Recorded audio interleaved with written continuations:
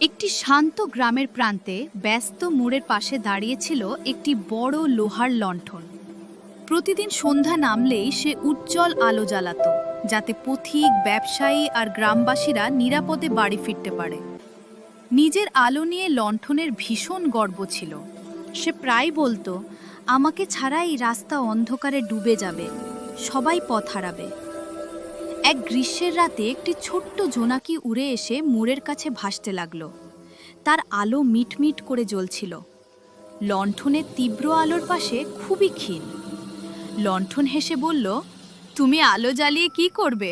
তোমার আলো এতটাই ছোট যে কারো কাজে আসবে না। জোনাকি শান্তভাবে উত্তর দিল, আমি যতটুকু পারি ততটুকুই আলো দিই। ছোট আলো কারো উপকার করতে পারে। লণ্ঠন কিছু বলল না। সে নিশ্চিত ছিল তার আলোই সবচেয়ে গুরুত্বপূর্ণ। রাত বাড়তেই হঠাৎ এক ভয়ঙ্কর ঝড় এলো। জোরে হাওয়া বইতে লাগলো, বৃষ্টি নামলো।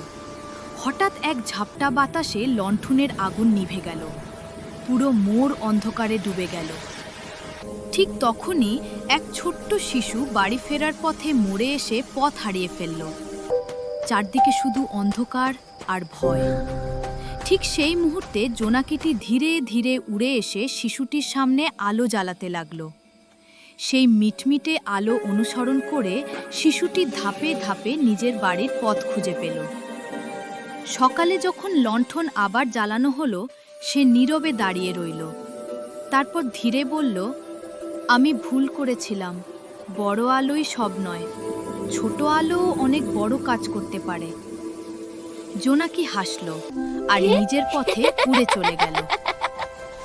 নীতি: ছোট প্রচেষ্টাকে কখনোই অবহেলা করা উচিত নয়। সেগুলোই অনেক সময় সবচেয়ে বড় সাহায্য করে।